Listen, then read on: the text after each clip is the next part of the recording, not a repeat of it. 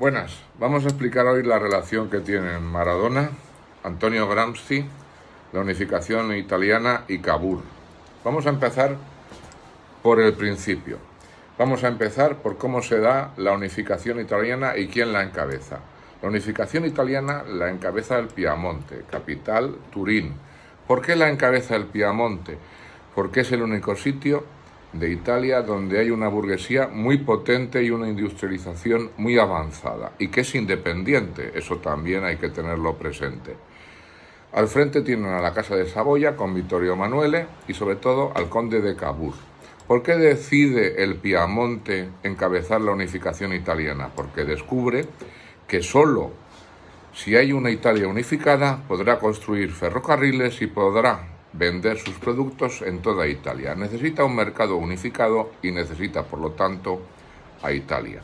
De ahí que el Piamonte, capital Turín, acordaos la Juventus de Turín, los Agnelli, la gran burguesía italiana, decida encabezar el proceso de unificación.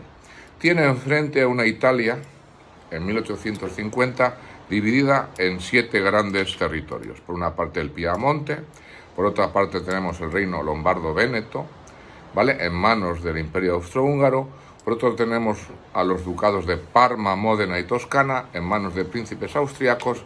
Y por otra parte tenemos los estados pontificios con las marcas, en manos del Papa. El Papa es como Julio II, un Papa guerrero, uno de esos que se quita el casco y oficia una misa, como había hecho Julio II, por ejemplo, el Papa al cual retrata a Miguel Ángel y del cual es cliente Miguel Ángel y hace, por ejemplo, el Moisés para su tumba funeraria. Y después tenemos el reino de las dos Sicilias, en manos de una rama menor de los Borbones.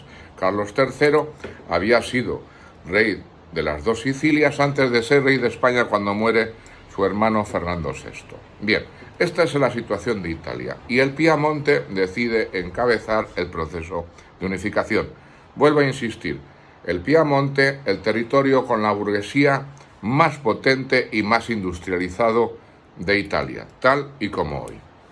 Bien, tiene 3 fases. La primera fase es 1859-1861, en la que pasa lo siguiente. En un primer lugar, se alía con Francia y ataca al Imperio Austrohúngaro. Se puede anexionar Lombardía, capital Milán, pero el Véneto no, porque Francia se retira y obtiene beneplácitos como por ejemplo Niza, ¿vale?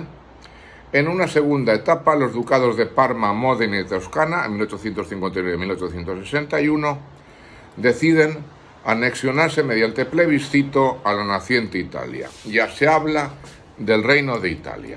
Y después tenemos a Giuseppe Garibaldi, que desembarca con sus 1000 camisas rojas en el Reino de las dos Sicilias, y como el Reino de las dos Sicilias no tiene ni su monarca ningún apoyo que no sea más allá de la nobleza, se la anexiona fácilmente y se pone al servicio del conde de Cavour y de la Casa de Saboya, de Vittorio Emanuele. Ha acabado la primera fase de la unificación. La segunda fase de la unificación es en 1866, cuando, aprovechándose del divide et impera, la naciente Italia, el Reino de Italia, que prácticamente ya se llama así, se aprovecha del conflicto entre el Reino de Prusia y Austria, de la guerra entre Prusia y Austria, para anexionarse el Véneto, con capital en Venecia, que todavía pertenece a los austríacos. Los austríacos son destrozados en la batalla de Sádova y, aprovechándose de eso y de su alianza con Prusia, el Reino de Italia se anexiona el Véneto, capital Venecia. Falta los estados pontificios, que están protegidos por las tropas francesas, porque Napoleón III, el sobrino nieto de Napoleón, es el emperador de Francia y necesita ganarse a los católicos. ¿Qué ocurre entonces? Que protege al Papa. ¿Cuándo se aprovechará otra vez Italia de el divide et impera? En la guerra franco-prusiana, cuando se unifica Alemania en una guerra contra un enemigo exterior y se anexiona Alsacia y Lorena, que pertenecen a Francia, y derrota a Napoleón III, que tiene que abdicar, en la batalla de Sádova. En la batalla de Sedán.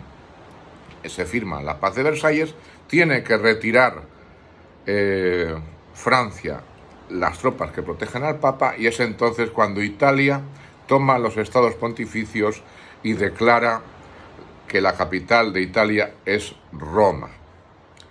Como dijo D'Azeglio, se ha hecho Italia, pero falta hacer italianos, y se impone el dialecto toscano y se elimina, por ejemplo, el siciliano o el napolitano o el veneciano.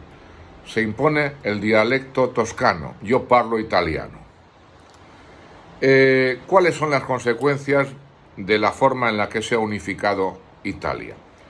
Según Antonio Gramsci, que es uno de los grandes marxistas de la historia, la unificación italiana se hizo como la conquista de los graneros del sur por parte de la burguesía industrial del norte, que utilizó esa mano obrera del sur para sus aventuras imperialistas y para explotarla. Esa fue la unificación italiana, según Antonio Gramsci, y que se narra muy bien en la obra de Lampedusa, en El gato pardo, donde dice que todo debe cambiar para que todo siga igual. A partir de entonces siempre se ha dicho, y de hecho es así, que ha habido una fractura tremenda entre el norte y el sur de Italia. De hecho, la fractura entre el norte y el sur de Italia es mucho más acentuada de lo que puede existir entre el norte y el sur de España. Los norteños de Italia siguen considerando de forma despectiva al sur de Italia de una forma que ni nos atreveríamos a pensar que se puede dar en España. Muchos de ellos dicen que Italia acaba en Roma, que de Roma hacia el sur no es Italia. ¿De acuerdo? No es Italia, es otra cosa. Y hay una diferenciación económica tremenda. ¿Y esto qué tiene que ver con Maradona? Pues es muy sencillo. La Liga en Italia sistemáticamente la ganaba la Juve, el Inter o el Milan. Cuando la gana Nápoles, el Nápoles de Diego Armando Maradona, es como si se redimiese la Italia del sur, que ya no es la Italia de Rocco y sus hermanos de Visconti cuando tenía que emigrar masivamente al norte. Es un Nápoles que se enorgullece de Diego Armando Maradona y de todas las humillaciones que ha recibido y sigue recibiendo. Y esa es un poco la historia de unificación italiana y lo que ha ocurrido. Y así son las cosas, y así se la hemos contado una nueva lección magistral de Miguel Ángel Cerdán.